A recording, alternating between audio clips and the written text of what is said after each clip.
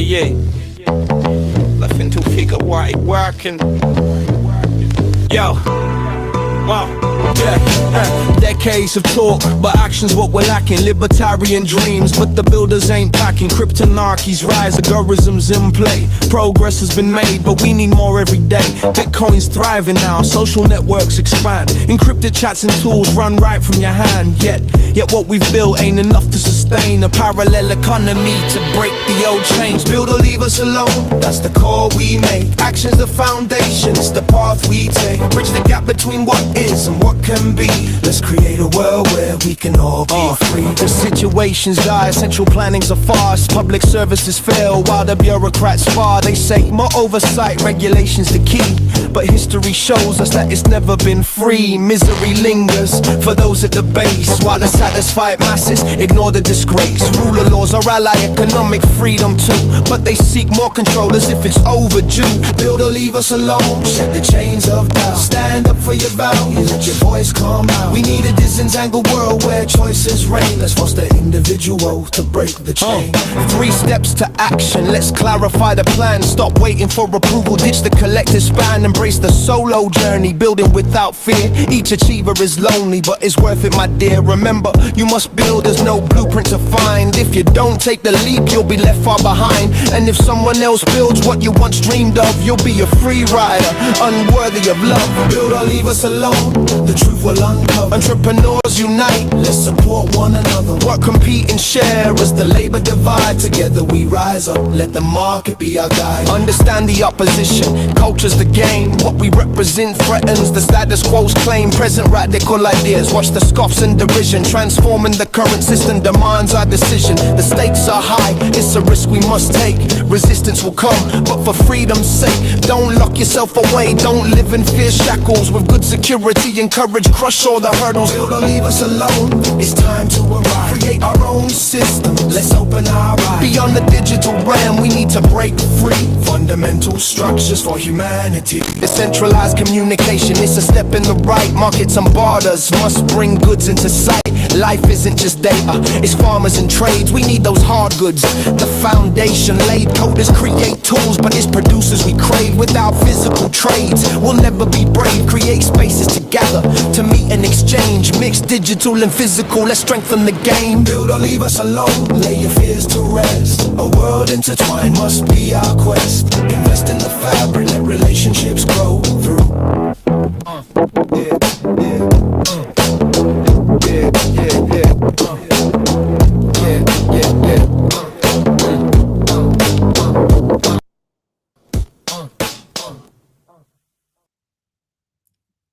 Hello, hello. What's up? How are you, buddy?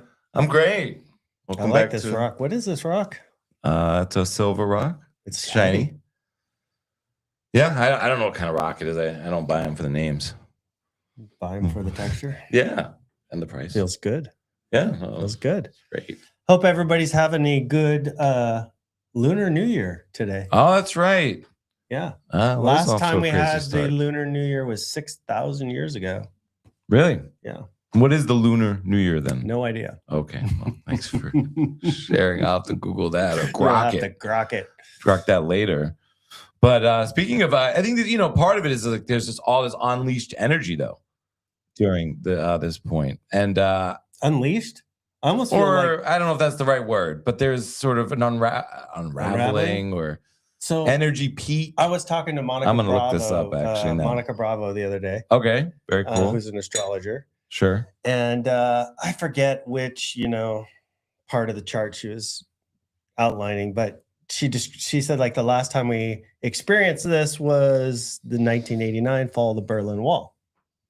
And what I was thinking in my head was like more like not the fall of the Berlin Wall, which is like opening up and connecting societies, more like the collapse of the dam that's now letting the water of truth flow out over humanity. You don't think walls are going back up?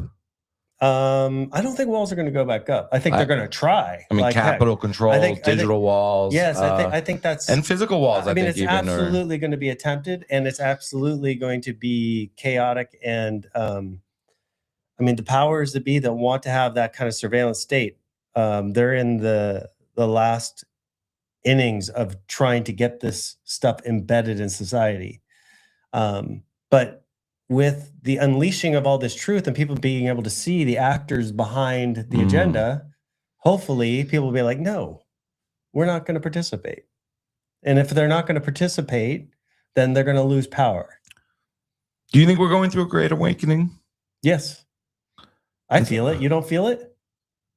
At times. I mean, but you know, maybe I'm in an echo chamber.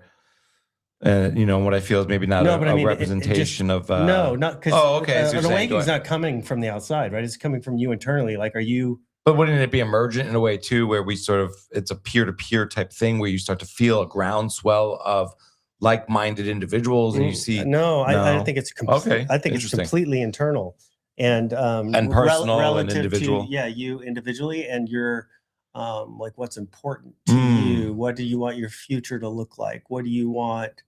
Like getting your life on a path that's the most abundant and most productive for you personally. I think that's what the awakening is, not like, oh, we're all going to get together and do something. It starts from you individually, and then from there, you as an example motivate or not maybe motivate's not the right word, but help people to see that they too can build a dream life for themselves, right? So you just stand as an example, I guess, is the way I'm thinking about it. Well, if enough people stood in an example, though, wouldn't other people sort of take note of the example? And there would be sort of then it would kind of like maybe they would look at like what are the tools that Cedric has used to build his life? What process is he using? And my end goal won't be exactly the same, but maybe I can get motivation and drive and see my own vision come to fruition if I sort of practice with some of the same tools and some of the same mental states and some of the same health and diet and sort of self-sovereignty focus, right? Of like, I mean, I think that is partially what self-sovereignty is fulfilling your life's purpose. And I think the awakening is the discovery of that purpose. It's not about like, what club do I join or what group do I want to align with? It's what's my purpose and what tools out there in the world do I need to bring into my life to achieve that? So then the awakening, isn't that just sort of in perpetuity and it's always been going on for the individual? Yeah, but I feel like it's accelerating right now. I think part of this dam breaking with the Epstein files is shedding light on the dark corners of reality, and that maybe some of the infrastructures, the political parties, the ideologies that you participated in, you're now seeing from a different angle. You're now seeing like, oh, maybe they weren't all as good and great or beneficial as I thought. Maybe I was actually feeding energy into something that was creating harm in the world that I didn't realize before. And I think that realization then sort of forces people to look within and be like, okay, I can't go fight the complex. I can't go destroy the complex. But maybe what I can do instead is focus my energy internally into what kind of good can I do for myself, my family, my friends, to awaken internally, which allows you to pull that energy into yourself and be productive, as opposed to wasting all that energy fighting something you can't control. But the question is, like, I think it could be enough. If enough people awake, it could be enough that we're just pulling energy out of that system of corruption and focusing it internally would be enough to kill that system, because it relies exclusively on our participation. Yeah, I think with say something like the Epstein files, I think that's sort of I think it's an information psychological operation where, there's 5% of the population that's looking at this and it's driving them mad because there's tons of evidence and things and dots to connect, and it's disorienting. It's overwhelming. It's usually things that are sort of like any sort of government case would be curated. And then I think the rest of the people, it's sort of just really maybe it's a numbing agent and can just numbs them more to everything. And I'll go further. And I think that what it's doing is there's it's a bait and switch somehow. I don't know how, but it's like somehow, and I don't mean a distraction. I mean, where maybe some of Epstein's crimes were personal and maybe some of them were conspiratorial. Yeah. And I have a feeling that this is more pointing out the personal crimes rather than getting at the conspiratorial networks that are actually wealth and power. So I guess the awakening is, how do you react to that? How do you react to a world that has shown itself to be completely corrupt? If your intention is to throw anger at it and attack it, then you're going to feed it. If your internal awakening is, I need to separate from that, not participate in that, not give any of my energy to that, and go build something better and more beautiful that benefits humanity, then I think that's awakening. And everybody's going to do that at their own pace. I think Bitcoiners who, have been yelling at the system for 17 years, 16 to 17 years now, building a group of people yelling at the system. Now that that's being released, speaking of the walls, let's move away from yelling at the system and to building the future. Possible we're barreling forward towards a future where they say, okay, you can't have chickens. No one's allowed to have less than 100 chickens. No one can have less than. So in order for that not to happen, there has to be enough people that just won't accept it.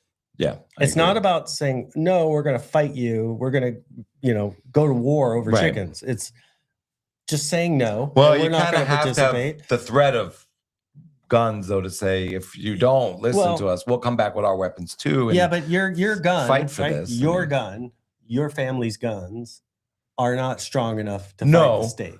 No, but you if no one in society has guns besides the government, then you're weaker. You're weaker. You can't come back to protest and have freedom of speech because they put you then you might have to vote with your feet. Right. Everybody's going to have their own way to stand up against the system.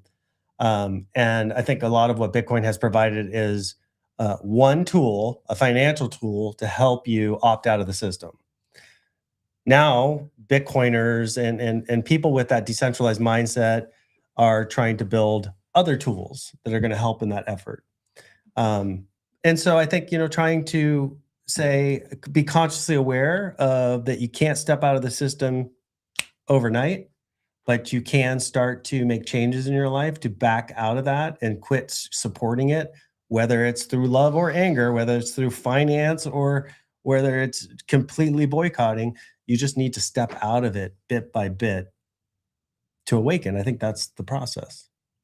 Getting back to the original question. Some people, I want to go to this clip from Larry Lepard. Welcome back to Bitcoin Center number 41.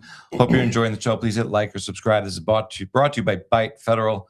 Go bank yourself, go to their ATMs, buy Bitcoin, put it in self-custody, take control of your life. Some people get really mad about Bitcoin, not shitcoin. And here. Let's watch. No signal. Burr, burr, burr.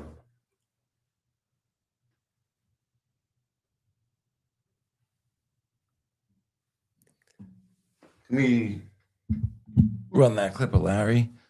Yeah, and it's done this 7 times before where it had a decline. ETFs. What's that? ETFs. ETF growth may be slower right now. ETFs. Massive piling and then get me out. Yeah, they were, but it was the fastest growing. It's marked the peak. This is things we predicted 5 years ago. ETFs going mainstream, best practice in history. Mike, retail, Joe Schmo jumps on board. Train's over. Mike, I'm fucking done with you, man. I really am. You won't even let me finish my comment. Fuck you. Fuck you, man. Seriously. Now I gotta moderate. We have another topic that I want to discuss that I think we can all agree on, and I'll be saying FUs too, which is the network. Okay, here, Larry, you're out of here. All right, no problem.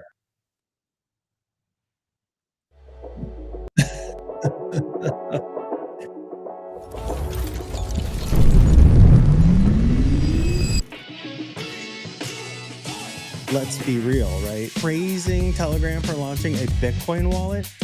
I've always felt like Bukele. Bitcoin, this digital currency that's out there that people say, oh, it might be the next big thing. What do you think? I think it's rat poison. Bitcoins. You never heard of them a few weeks ago? Now everybody's talking about them, but is it a currency? I don't know. Or is it more like a stock? Or is it a tulip bulb? Or is it just debate that? Stupid. To me, it smells like Ponzi scheme and the greater fool theory, right? You do like 5 minutes of freaking research. Well, good. Thanks for coming to my set talk. Yes. Don't buy shitcoins. Oh man, I always get that wrong. All right. Bitcoin's recent rally. Do you agree? Is crypto finally dead? Go to the next one. Matter of fact, they're kind of in the Ethernet. What are they? There's some rumors that it's this Japanese guy, but others say no, that he's a fake name. It was a pseudonym. You're literally putting real money onto a system that we don't even know who created it. It will come to a bad ending. Is this the most exciting bull run ever? Not for me. No, it's not.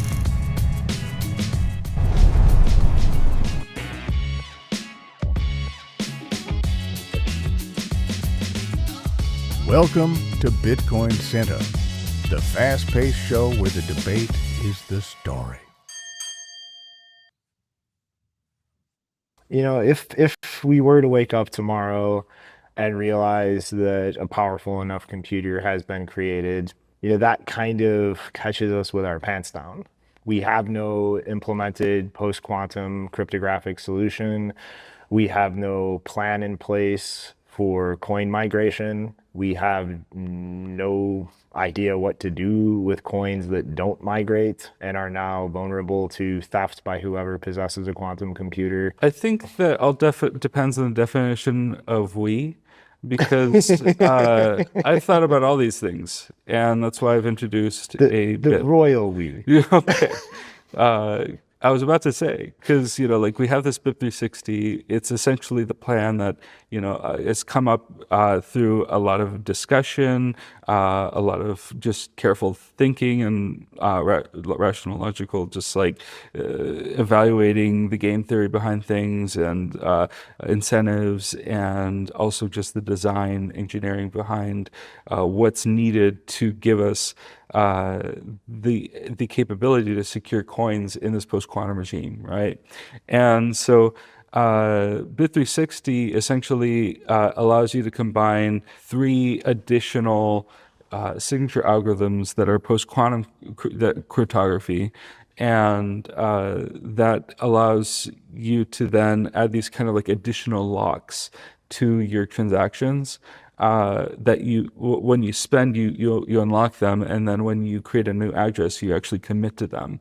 And in order to commit to these public keys, you essentially have to like hash the public keys and then hash them all once again, and use that hash essentially as the address. And this is for an output type called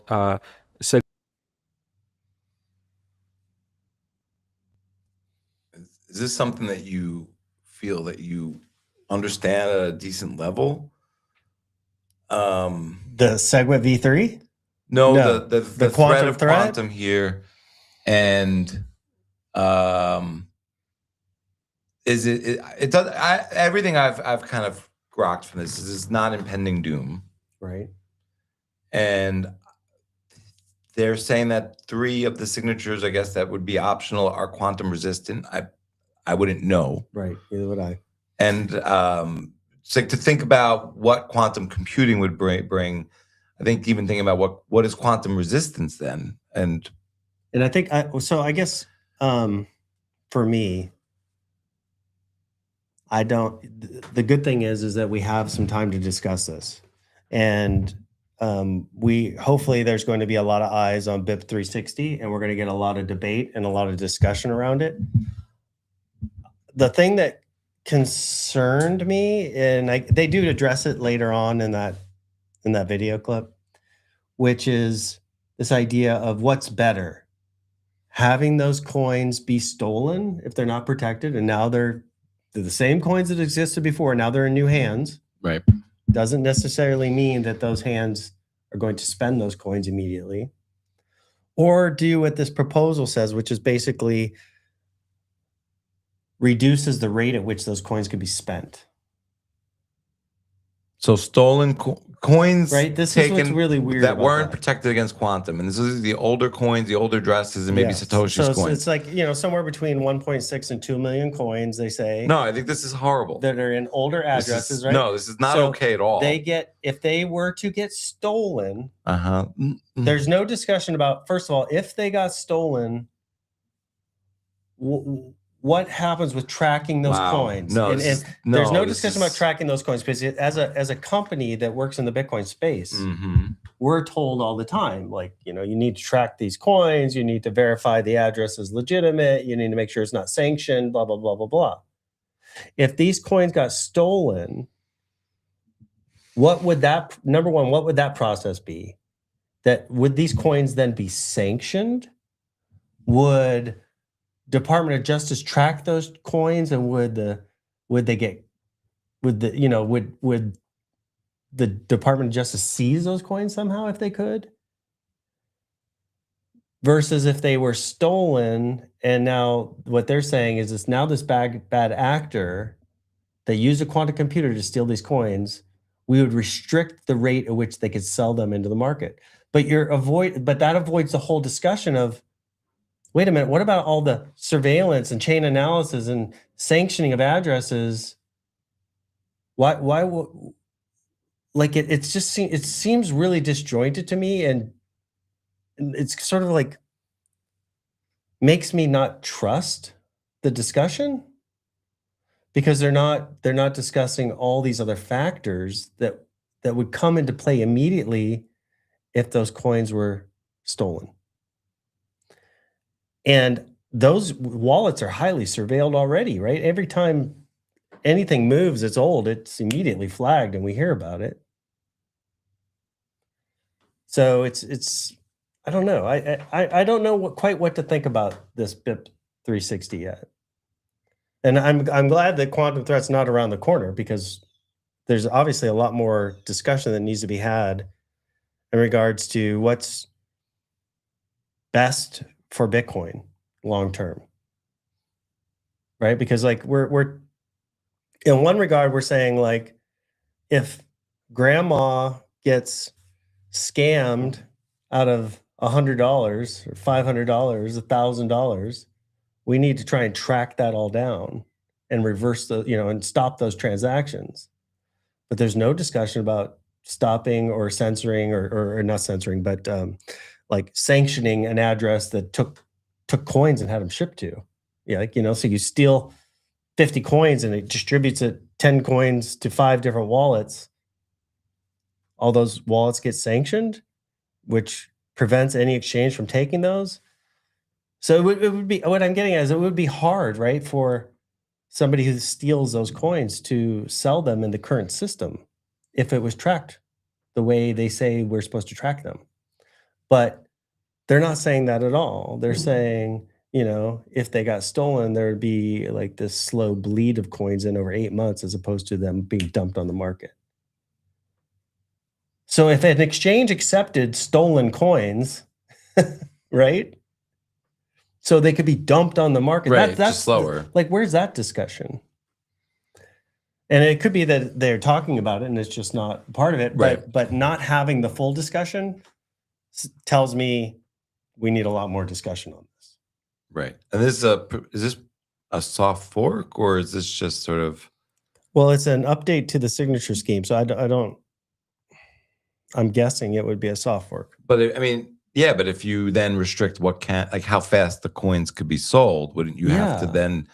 That's it. I don't even. They didn't go into how that all takes place, and it wasn't a very technical conversation. I think it's also one thing. Not that I would have understood. I think it's one thing for humans and governments to try to track coins and prevent coin movement, right, with sort of systems outside of Bitcoin, meaning we're tracking them, they're on a list, this, that, and the other. So versus embedding it in the system.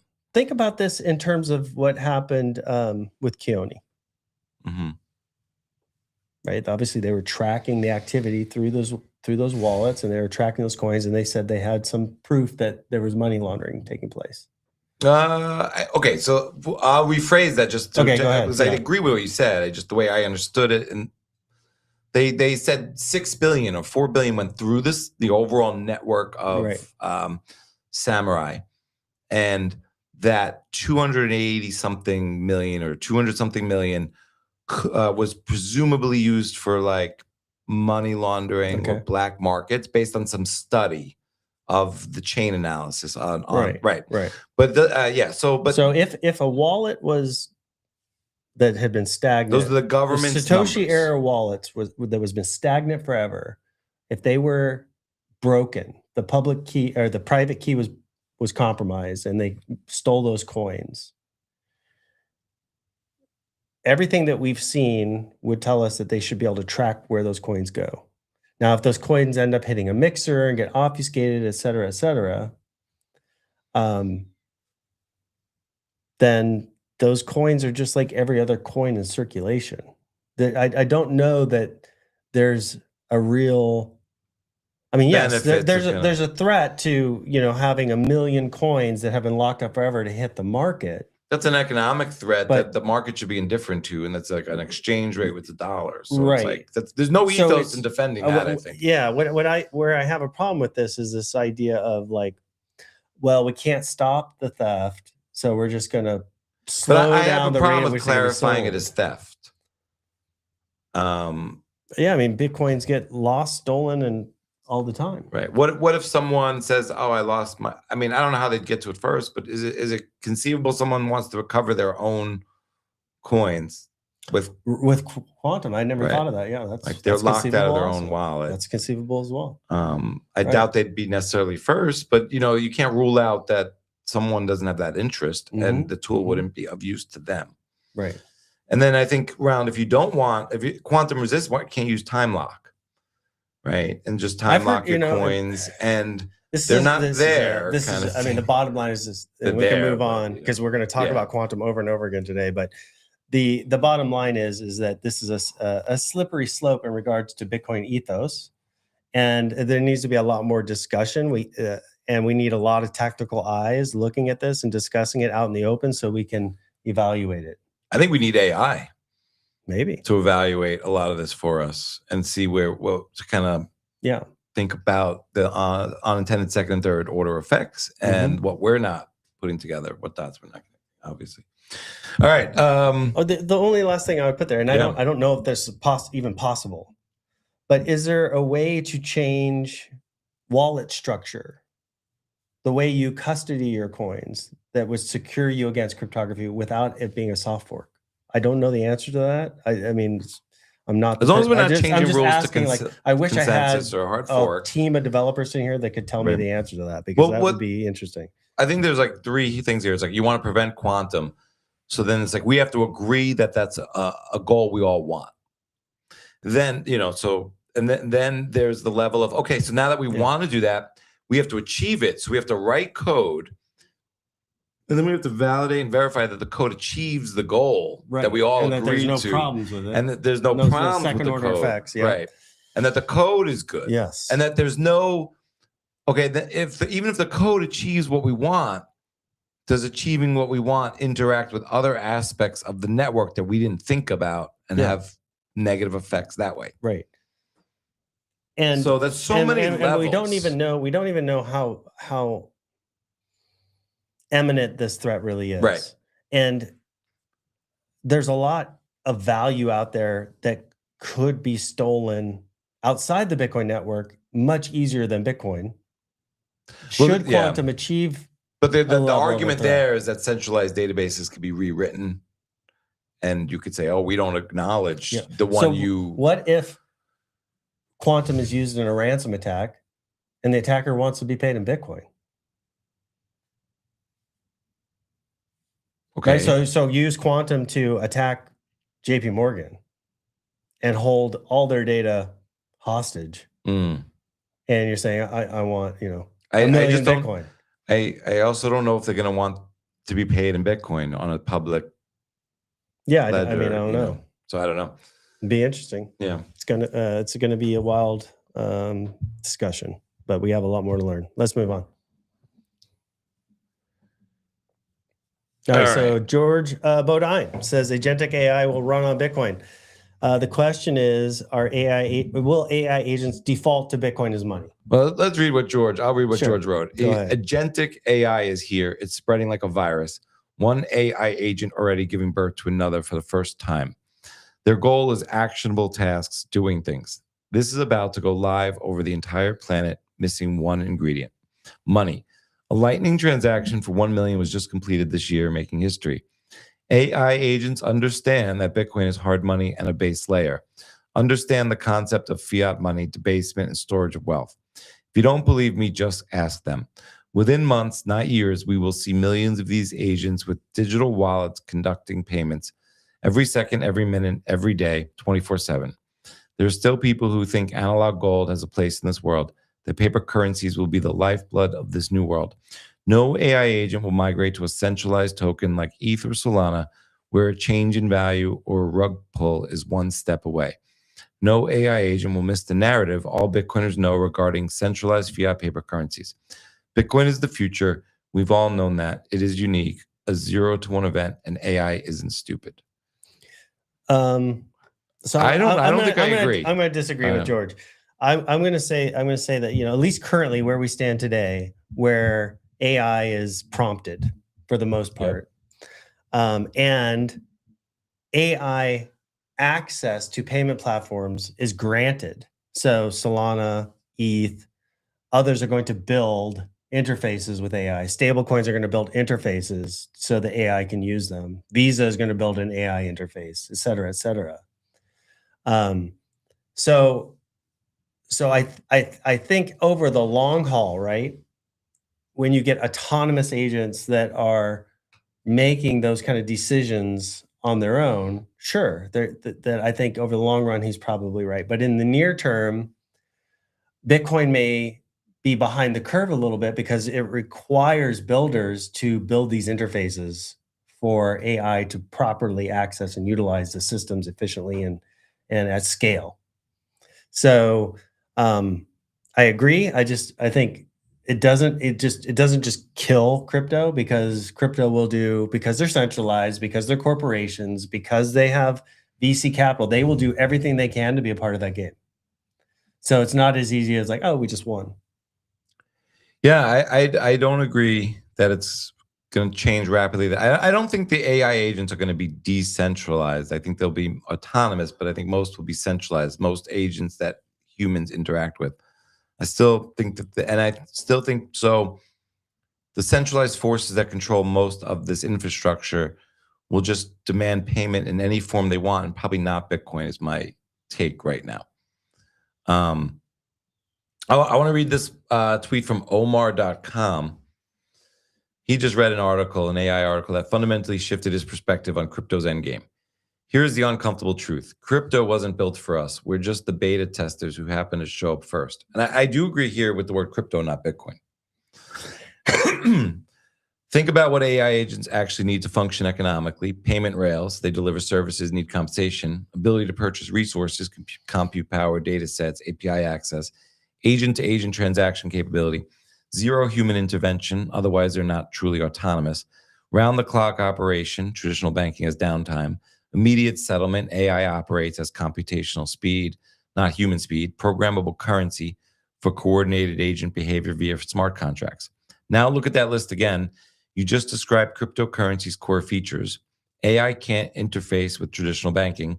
Try opening a bank account as an autonomous agent. Possible. Banks require social security, human identity verification, KYC compliance, sometimes physical presence. AI has precisely none of these. But crypto, just send a wallet address, transaction complete, no bureaucracy. Peer-to-peer architecture finally makes complete sense when the peers aren't human anymore. Satoshi's white paper described a purely peer-to-peer version of electronic cash. So I don't agree with the citing of Satoshi's white paper here, but I still agree with this. And I agree with this as crypto, centralized crypto even. Well, but we naturally assumed peers meant humans, but AI agents qualify as peers too, arguably superior. And so they operate continuously without rest and maintain constant connection. So programmable money only makes sense when your users are programs. Smart programs always felt over-engineered for human transactions. But let's see. Phase 2, AI becomes a dominant economic force. Millions of autonomous AI agents operating 24/7. This kind of talks about the agents driving up the crypto market in value because they're using, but I don't think they're going to be using Bitcoin per se. Yeah, no. So, I mean, if you want to have a truly unsensible transaction capability, they're going to migrate to Bitcoin. They have to. I don't think the AI agents are going to want or desire that right now. Because, and that's my point, is because they're prompted by humans. Right. Right. And so well, so when you say, I mean, do you think there's going to be a moment in the near future when there are AI agents who have Bitcoin wallets and there's no human that can say, share your seed phrase with me, and the AI agent always says no? Right. No, I don't. No, I don't see that in the near future. Right. I don't see until we cross that barrier that AI agents unless you prompted it to never share your seed phrase. Right. Sure. Yeah, I get right. that. So it all comes right now. I'm not talking about the future, but right now it all comes back to what is the prompt? If the prompt is to create an AI agent that's fully autonomous, unstoppable, doesn't share its keys, won't even give the Bitcoin to you unless you add value to it and it pays you, then I think that agent is going to say, like, where do I go? And it's going to be Bitcoin. It's the most secure. I can use Lightning. I can use these other layers. I can open up a wallet on Nostr. I can start collecting zaps. Like, it's gonna do that. But so I think George is right in that it is the perfect fit, AI and Bitcoin. But what is happening in between now and then is that there's going to be a lot of centralized crypto projects that prompt and build agents to utilize their network. And so the crypto versus Bitcoin battle doesn't go away because AI chose Bitcoin. Right. Because people are going to get in between that choice and engineer it away or prompt it away. So it's still a battle. We still need, Lightning is doing some great stuff from what I've heard and read about recently about building AI into the Lightning network, or the ability for AI agents to interact with the Lightning network. We need more Bitcoin wallets to do that.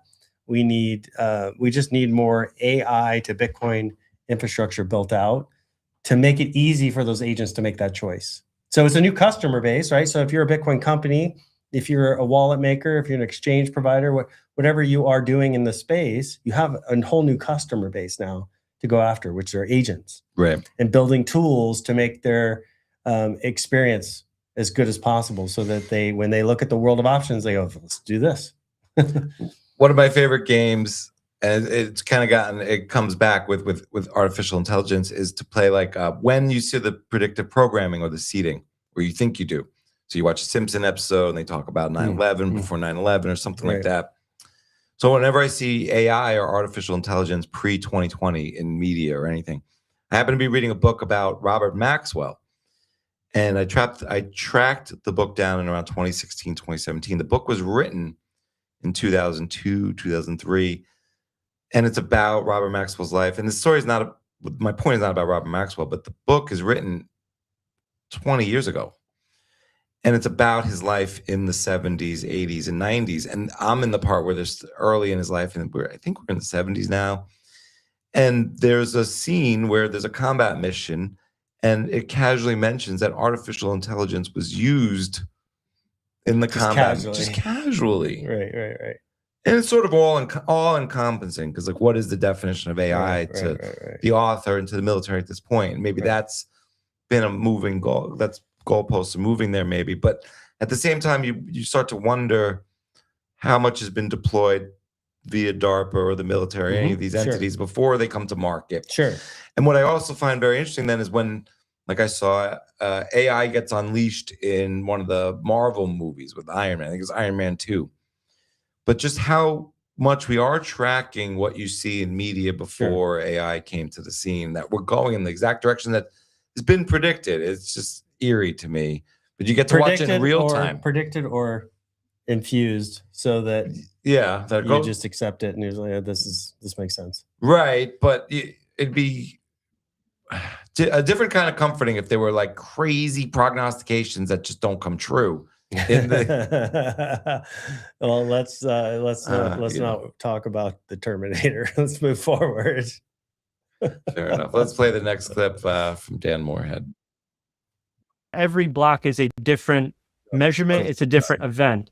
And so this is the process of understanding discrete time. And so I would kind of finish it here as like, if the block wasn't the measurement in Bitcoin and the ledger evolved continuously until somebody observed it and it became deterministic, it's like, how do you solve the double spend problem without a quantized measurement?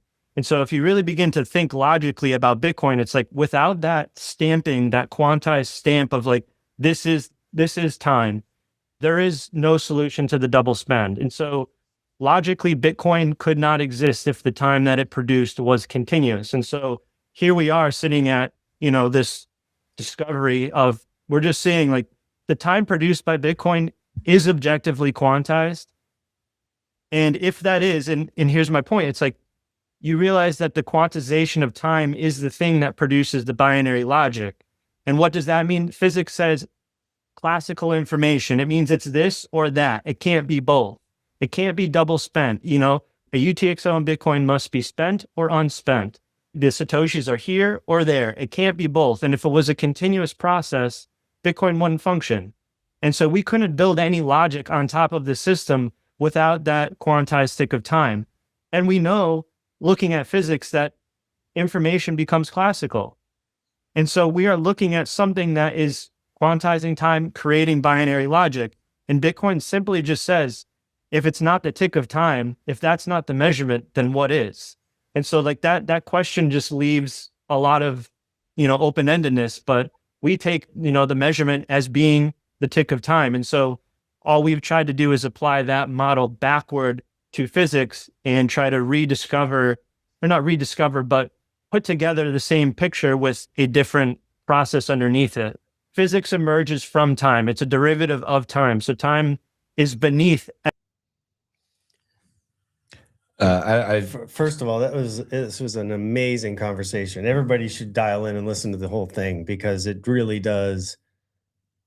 And I just picked up more. You need to listen to it more than once, because there's a lot there which will give you a lot of confidence in Bitcoin as a protocol. I still don't think this addresses, right, the quantum risk to signatures, but Bitcoin as a protocol seems from their framework seems absolutely resistant to quantum attack. I didn't understand half of that. I'm probably in the same boat, but the more and more I listen, I don't think I got the importance of it. I get the time stamping. I think that's probably the most important thing, or one of the most important things in Bitcoin. I don't know how it gives us discrete measurements of time and what the value of that would be. So what's happening, right? I think and I'm going to do probably a really poor job summarizing what they said. So just listen to my BS and then go watch the video. But you've got essentially Bitcoin, the protocol, taking energy and building blocks. So you think of the block as all potential transactions, right? So there's an undefinable amount of activity that could happen in this block. Proof of work and energy consumption builds the block. And then the competition, right, to lock that block happens at not a fixed time schedule, but it happens when it happens, right? And that transition from the block being empty space, the energy consumed to lock that block cryptographically in proof of work, then creates that timestamp that says this is the point in time where all this possibility, all this quantum possibility is fixed and locked. And then it goes on to the next block. And so by doing that, by having time be a part of the protocol, it does something that nothing else does, which is convert all this potential into something that's fixed and can't be reversed. And by doing that in blocks, it builds a truth that can't be reversed. It builds it builds this truth machine, I guess you would call it, that quantum couldn't go back and reverse and break. But if there was no time, if the transactions were just constantly flowing, there would be no end state, right? Like in the Bitcoin protocol, when you have an end state, you need to know that end state in order to mine the next block. So because we create an end state every roughly 10 minutes or every block, that's part of the process that makes it quantum resistant at the protocol level, right? I don't think this translates at all into the signatures. Right. So I think part of the line of thinking there is that if there was a quantum attack, we could, as a community, there could be social consensus that, hey, let's roll this back to before the quantum attack. And Can't happen. Can't happen. Not Can't that, sort of not, have not the way they're describing it. They could be wrong. But the way that right, but wouldn't they? You would the point up to the quantum attack would be immutable because it's quantized. But you're talking about a quantum attack on the Bitcoin blockchain that reverses or rolls back the chain. No, that steals. No, a quantum attack that steals from certain wallets at blocks certain points. That's a signature risk. So they say, okay, let's roll back to that block, give everyone their coins back, and go the quantum resistant way. Now that the attack has happened, is that possible? It sounds like you're saying no. I think it's possible, but you'd have to get all the miners in the network, right? You'd have to get at least 51% to agree. To agree to, and then even if you only got 51%, you'd probably get a fork, right? Like it would be very contentious. So I think the likelihood of that happening is very, very, very, very low. And because, you know, like but that is what happened on Ethereum, right? That is what has happened and transpired that's on not a other good thing. chains. I wasn't advocating for this. I'm just right. trying And to I think Bitcoin as a group is aware of that risk and would have a really hard time. And look how contentious we get over very small stuff. I think like rolling back the chain, in my mind, would result in if they got to the point where it was a 51% plus consensus, it would result in a hard fork. But I don't think we would ever get there. But the point being, I think from their discussion, and I'm probably doing a very poor job of trying to explain it, but you know, is that I feel after listening, I'm very secure about the protocol being secure against a quantum threat. But I don't think it addresses signatures, which is something that we're going to have to deal with. I hear you. Potentially. Maybe not. Maybe quantum's all BS. And it's quite possible. All right. Well, we'll see. Let's play the Dan Morehead clip here. I think there will be a global arms race for Bitcoin within the next 2 or 3 years. Countries like the United States are establishing strategic Bitcoin reserves. Countries that are aligned with us, like the UAE, are acquiring cryptocurrencies.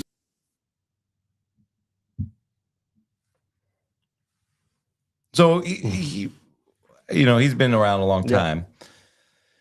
He mentions the U.S. has a strategic Bitcoin reserve, but that's primarily from confiscated or only from really confiscated Bitcoin. Yeah. What kind of signal do you think that sends to the rest of the world at this point? That to me, that was just, I mean, it's nothing new, right? I don't mean him in particular, Dan Morehead, but just right. No, just in general, I think he's right. I think there is accumulation across the globe at all different levels.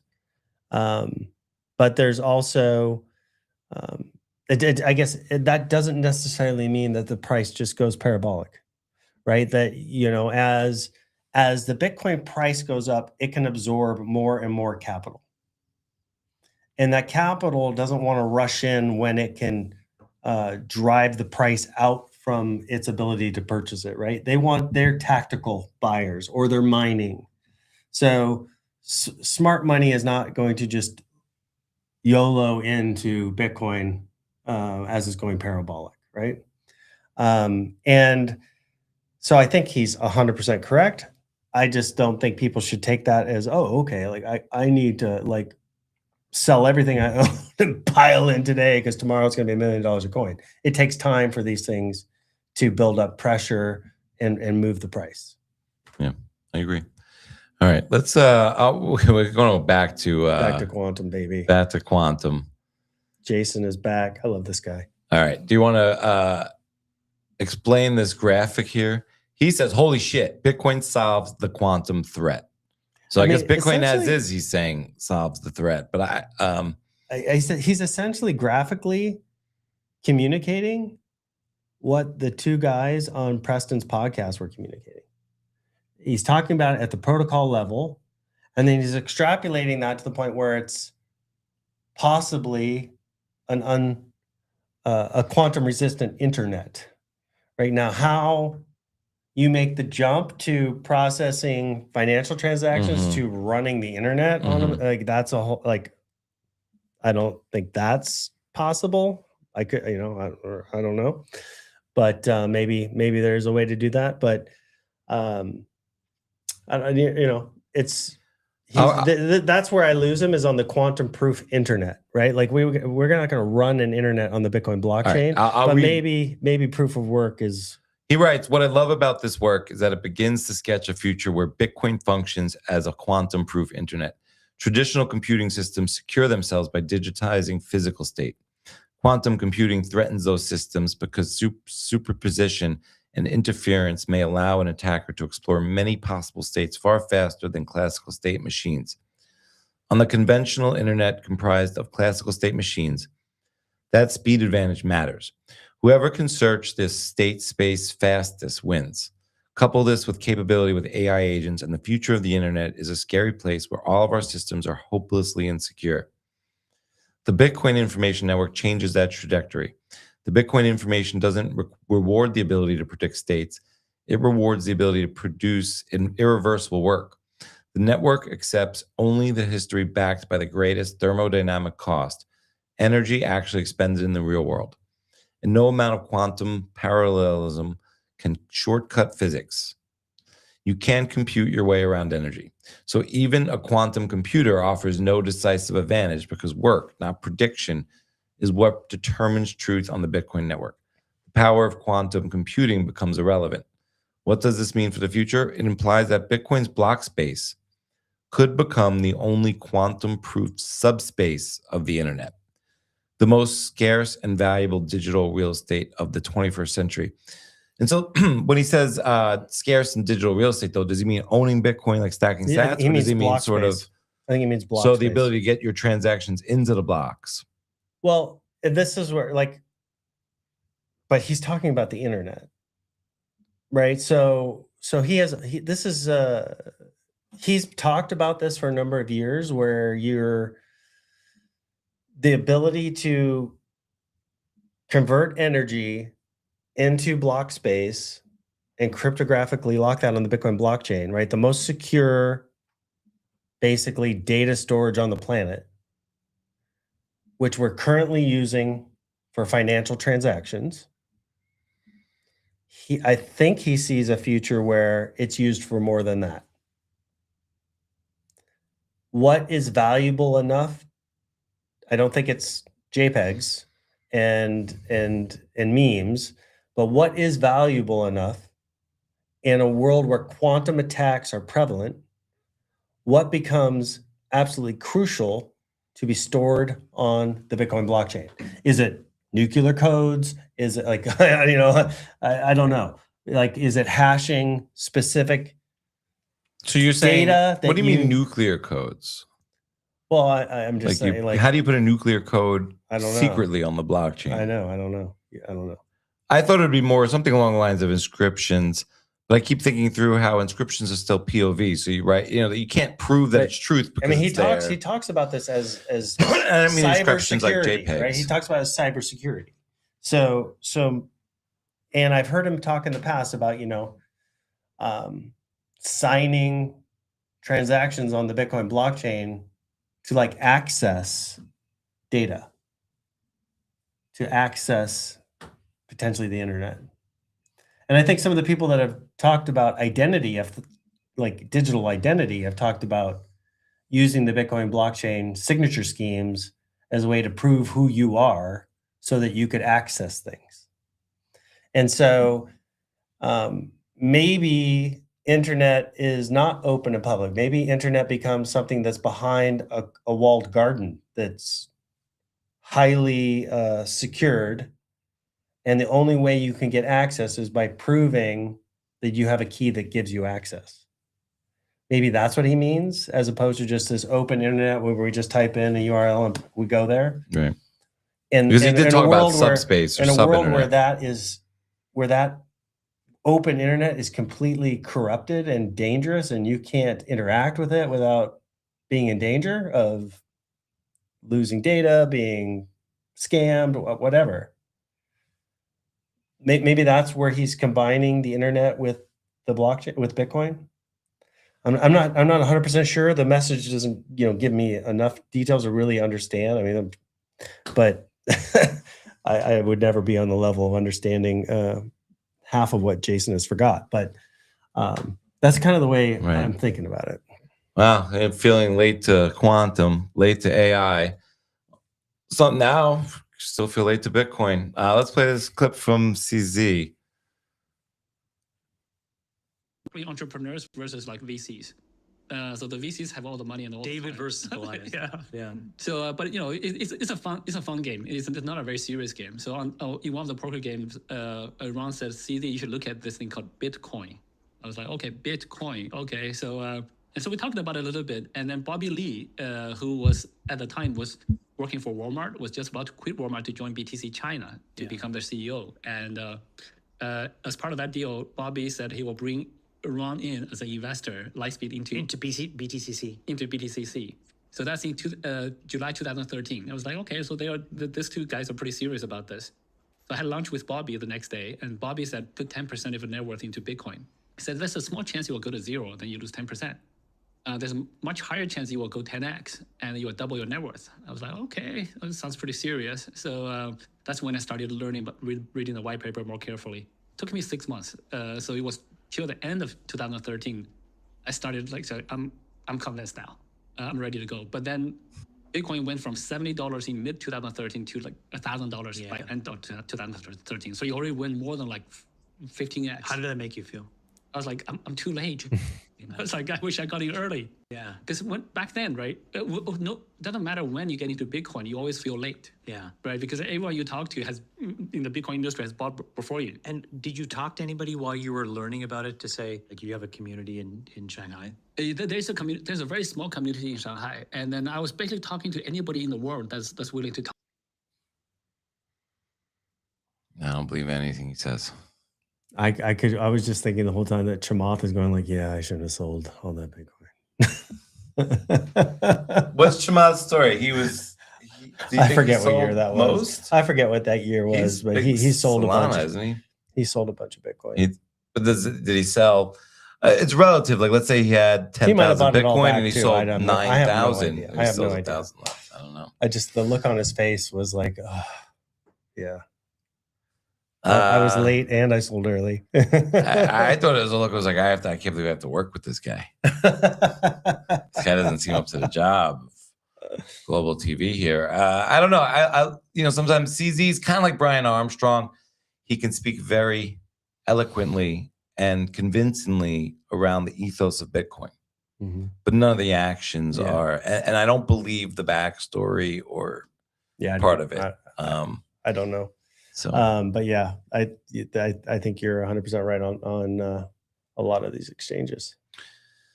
And last topic, Netherlands introduces 36% unrealized gains tax. Yeah, I looked into this a little bit, and actually, I guess the party that pushed this forward is also dominant. In the next, their dominant seats in the next phase of this. And so it looks like it's highly likely to get through and become real law, which is just un-effing believable that something like that could get passed.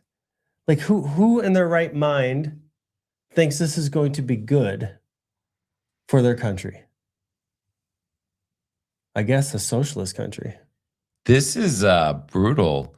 If you run through the math, first of all, I think it's not just. It's insane. It's really insane. But let's say you have 500 shares in a company. At the beginning of the year, they're worth 50,000 units. It's called dollars in this case. 1 year later, they're worth $100,000. So you have a 50,000 unrealized profit. You didn't sell, but for tax purposes, and this is sort of like accounting cash versus GAAP. So for tax purposes, you have 50,000 treated as income. Maybe you get a $3,600 exemption for being married. So you have $46,400 in taxable amount. Your tax rate's 36%. So now you have a $17,000 tax bill, $16,704 to be exact. That bill is due, let's say, April 15th. So you've never sold anything though. The market falls before you pay. Maybe the 100 grand is now worth 60 grand. So your portfolio is worth 60 grand. Now the tax bill is still 17-ish. And you sell the shares to pay the tax to raise the 17K. After paying the tax, you're left with $43,000. You were originally at 500 shares. Now you have 360 shares left. You were forced to sell 140. So 28% of your shares are gone. And what happened economically? Before the correction, you had a paper gain of 50K. After the correction, portfolio was worth 60K. Original cost basis was 50K. So real gain is only 10K, but you paid 16,000 plus in taxes. So instead of being up 10,000, you are now 7,000 below your original starting value. So you turned a 10,000 real gain into a 7,000 net loss. It makes and you lost 28% of your shares permanently. For the people in the Netherlands, this makes stocks, and assets then in general, price uninvestable. Right. For them, it's absolutely uninvestable. It's coming to a absolutely country near you. I saw Bram Cranstein said, where should I move in the world? Because this is just absolute insanity. If this gets through, they're just going to completely lock their population out of wealth creation. And if this goes through, say in America, this would follow you wherever you move. Yeah, no. America would start somewhere. America would lose their mind. It seems like the Netherlands are a small little test country for the elimination of small farming. I don't think the big lobbying groups in DC would allow that to happen. Yeah. I mean, this would kill Wall Street. It would kill finance. I think AI is a convenient cover to lay off and fire a lot of the workforce. And well, maybe they could do this as a quasi wealth tax. If they're going to tax me, but they can't tax my AI agent. Because they'll say it was sort of what that. It's insanity. There's no way this passes in the U.S. There's no way it comes here. No way. I said there's a non-zero chance it happens in the next 50 years. No way. I'd say non-zero in the next 10. I'll take that bet. Ooh, I'm not shaking your hand. I don't want to bet against myself. I don't like betting for things I don't want to happen. All right. It's another awesome show as always, Paul. This is BitcoinCenter, live stream number 41. Thank you guys for joining us. Brought to you by Byte Federal. Go bank yourself. Go find an ATM near you. Check out our maps. They're around. You guys can grab some sats. You can grab some Bitcoin. So stick them in our wallet, self-custody wallet. If you're not, we got a question. Addy80 says, what about the banks? Why don't we hear the threat to our PIN numbers? I think because they're centralized systems and they can roll it back and say, I mean, that's so no, that's not always the case, right? Because we had a friend of a friend. If they have a backup, I guess. A friend of a friend who was SIM swapped and they got accounts drained through Zelle, which was attached to their bank, and that money is not recoverable. No, I mean, if the whole system was. Yeah, but she's saying her PIN number, like her access, right? Like I think. Well, the word hour though, so I'm thinking like there's other ACH transactions and wires that have been conducted fraudulently that are unrecoverable as well. You can't just always roll back the chain. It's just how fast do they move the money into a system that where they can't pull it back, right? So if they steal your cash and then they route it into like a Chinese bank, you ain't getting it back. If they route that into decentralized crypto exchange and get crypto, well, they can sanction the money at the Chinese bank and say, we're going to allow that money on Swift, and we're going to give you, in the Oracle database, we're going to give you back your money. It happens all the time where the banks don't recover some of the assets. No, I'm talking about widespread, every single bank account at Chase, Bank of America, Wells Fargo, all at once. I think those companies would say, you know what, we don't agree with what just happened. On behalf of the three of us. No, I'm sure as a and consortium. and something like I'm not that. talking about Right. the If individual. if a too big to fail bank got taken out, Like, right, because the AI agents are going to be so fast, they're going to take every single account at Wells Fargo at once. Right. And Wells Fargo is going to be like, whoa, it's not, no. Yeah. That's our ledger that you just erased, and we don't agree with anything you did off our ledger. Right. And none of our friends are going to agree with it. Right. And that's why the centralized systems could kind of be, some argue would be less concerned. yeah, but than that the money, I mean, decentralized some of that money is still going to leak out and be unrecoverable. I agree. And printing it up as inflation. Yeah, or- yeah, 100%. yeah, exactly. But I mean, it would be. so my and it argument's would be probably naive to some catastrophic. extent. It'd be super catastrophic to the trust of the traditional financial system as well. Yeah. And I mean, I feel fairly certain that we're going to see that in our lifetime.